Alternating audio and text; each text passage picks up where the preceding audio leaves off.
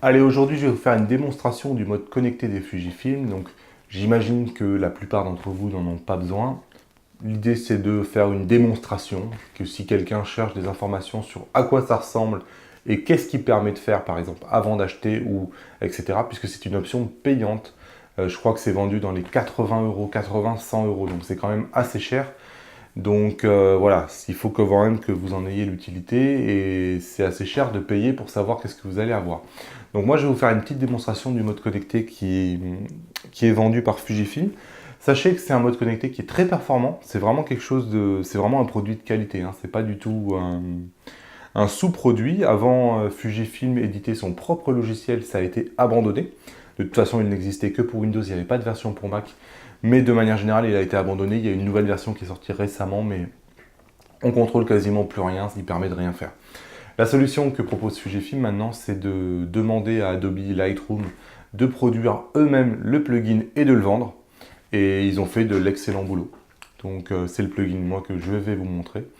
Donc vous devez au préalable brancher votre boîtier, donc c'est valable uniquement pour le X-T2 et pour le GFX. Vous devez le brancher votre boîtier via un câble USB. C'est une prise un peu... C'est une prise double. Bon là vous ne le verrez peut-être pas, mais c'est une prise double comme ça. Et vous le branchez à l'ordinateur tout simplement, et l'ordinateur va le détecter. Et ensuite c'est l'ordinateur qui va vous montrer tout ça. Alors je vais vous montrer en détail exactement qu'est-ce que ça fait. Voilà, la première chose à savoir, c'est que donc, ça nécessite l'achat de Fujifilm Tethered Shooting Plugin Pro, donc disponible sur Windows et sur Mac je crois. Et donc ce plugin de mémoire, il est vendu dans les 79 euros. Là, comme je l'ai acheté, je ne le vois plus. Donc j'ai pas le prix. Mais voilà, donc d'abord il faut acheter ça et ensuite il est automatiquement installé directement dans Lightroom. Il arrive tout seul. Donc dans Lightroom, quand vous arrivez, donc vous allez l'avoir directement. Moi je l'ai ici. Dans les plugins Fujifilm Tethered Plugin Pro. Donc l'appareil photo, il y a juste à le connecter en Bluetooth avec le câble, hein. Il n'y a rien à faire dessus. Allez, fichier, capturer en mode connecté, démarrer la capture, vous mettez la session, là il n'y a vraiment aucun réglage important. Où est-ce que les images doivent aller, quel dossier, ok. Vous avez cette fenêtre là qui apparaît, qui grosso modo ne sert à rien. Elle vous permet de rien faire tout simplement. Au mieux c'est une lecture des paramètres qui sont sur l'appareil, donc c'est pas très utile. Hop, vous avez un menu en fait en haut avec un X, alors là du coup il va vous en manquer la moitié, qui propose soit Show, soit Open. Donc on va commencer par Open les préférences pour que je vous montre. Donc les préférences tout simplement ça va être est-ce que vous êtes en USB ou est-ce que vous êtes en wireless, donc en réseau. Le type de fichier à transférer, etc.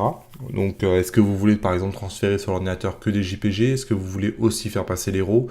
Est-ce que tout ce qui est transféré à l'ordinateur est aussi stocké sur la carte mémoire? Donc vous avez ensuite des propriétés si vous voulez faire des rafales, où est-ce que vont les photos? Donc quel histogramme vous voulez avoir? Est-ce que vous voulez avoir un histogramme en luminance ou en niveau?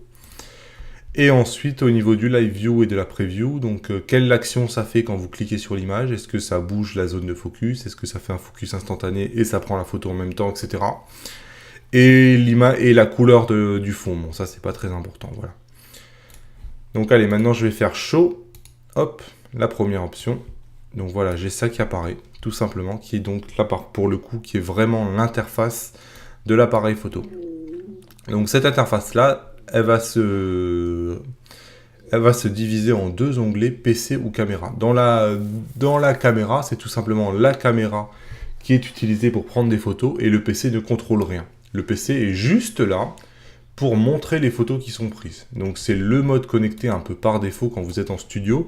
Vous avez le photographe, on l'a vu encore pour le portrait d'Emmanuel Macron, hein, qui était pris comme ça. Le photographe prend les photos directement sur l'appareil photo, il fait tous ses réglages dessus. Et quand la photo est prise, elle arrive sur l'ordinateur pour être vue et éditée comme ça en direct. On sait exactement ce qu'on a. Donc là par exemple, je prends une photo sur l'appareil photo, hop, l'appareil photo envoie directement la photo sur l'ordinateur, sans que j'ai rien à faire. Et sur l'ordinateur, moi ensuite je peux regarder si ça me va, si le focus est au bon endroit, zoomer, etc. c'est vraiment ce qu'on appelle un preview. Voir l'histogramme. J'ai 2-3 possibilités de faire des petits réglages, mais quasiment rien. Le but, c'est juste de pouvoir voir l'image très très vite sur l'ordinateur. Ensuite, vous avez un deuxième mode qui est le mode PC. Donc ça, cette fois-ci, dans ce mode-là, c'est le PC qui prend le contrôle directement de la caméra. Donc là, je peux me mettre en live view.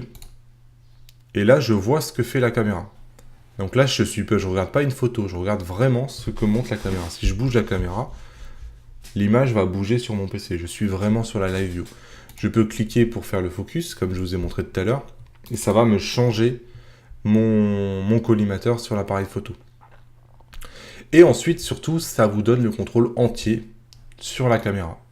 Donc là, vous pouvez changer le mode sans aucune difficulté. Vous pouvez changer la vitesse d'obturation, vous pouvez changer les ouvertures, toutes les paramètres ISO, la correction d'exposition, les zones autofocus. Vous pouvez même faire des mémorisations d'exposition et des mémorisations de focus. Et vous avez l'obturateur qui est ici qui vous permet de prendre des photos. Donc là, vous avez vraiment absolument tout ce que vous pouvez imaginer. Et ensuite, regardez, je vais vous ouvrir tous les panneaux. Grosso modo, vous avez tout l'appareil photo en fait. Grosso modo, tout l'appareil photo est là. Donc, pour faire des bracketing, tout y est. Pour faire des intervalles, pour changer la qualité, pour changer le filtre, Enfin, il y a vraiment tout, le mode de focus, le point, détecter les visages, changer la mesure de la lumière, le slot où vous enregistrez les photos, mais il y a grosso modo, il y a tout en fait. Vous prenez le contrôle sur l'appareil photo vraiment à 100%. Donc le logiciel est vraiment très puissant. Et par exemple, quand l'appareil photo est en trépied, quelque chose comme ça, et que vous faites un shooting en studio, des fois les photographes prennent le contrôle comme ça sur l'appareil photo. Et donc ça existe aussi pour Fuji, c'est Adobe directement qui l'a développé. Voilà, pas grande critique à faire de ce mode connecté qui est vraiment excellent. Moi, il n'y a rien qui me manque. Tout y est par rapport à ce que j'avais connu sur Canon ou sur Nikon. Vraiment, le compte y est. Il n'y a pas une option qui manque. Donc, si vous en avez besoin, sachez que ça existe et qu'il fait les boulots très bien.